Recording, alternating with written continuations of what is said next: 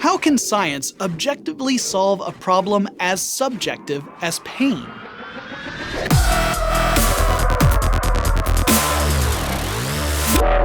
Pain isn't entirely a bad thing, and I'm not just saying that because I love Captain Kirk. I don't want my pain taken away. I need my pain. Star Trek V. It's awful, don't watch it. But the good captain does have a point.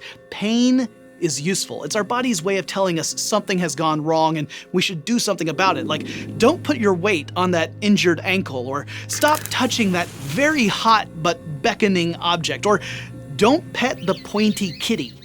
But pain isn't just physical, it's also emotional. It is, by definition, distressing. And sometimes that pain isn't associated with an acute, temporary situation, but rather a chronic condition. And in this case, pain isn't so useful. And our modern arsenal for treating this kind of pain is a sort of nuke it from orbit type of approach.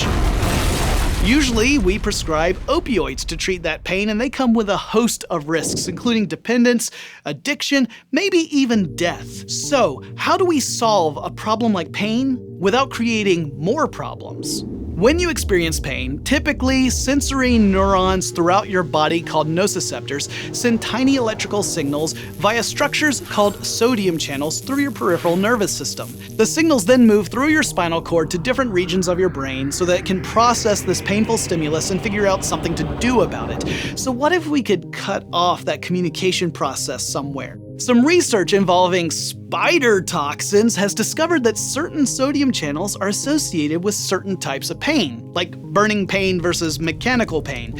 So what if we could develop painkillers that target specific sodium channels? That pain gets blocked, but other sensory information, including other types of pain, can still get to your brain. Or there's other research looking into the pain we feel when our nervous system is malfunctioning. You see, that tends to be chronic pain because neurons that are damaged take a long time to repair or replace themselves.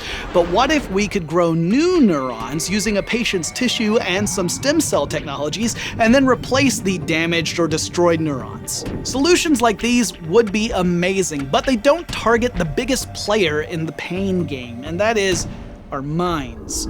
You see, pain is a psychological phenomenon, and I don't mean that it isn't real. What I do mean is if you experience chronic pain, that pain reshapes your brain. It changes the connections and the chemistry inside your brain. This is one way where the miraculous plasticity of our brains isn't so great. The changes create a sort of feedback loop where you experience pain and then you get upset about it, which makes you more sensitive to pain, which means you get more upset about it, and so on. If we could figure out exactly how and why these changes occur in the brain, we might be able to take steps to prevent them from happening, and that would reduce our reliance upon risky treatments like opioids. We're looking into both the physical and emotional sides of this feedback loop. On the physical side, scientists are looking at how certain immune disorders can create inflammations in our brain which drive these physical changes.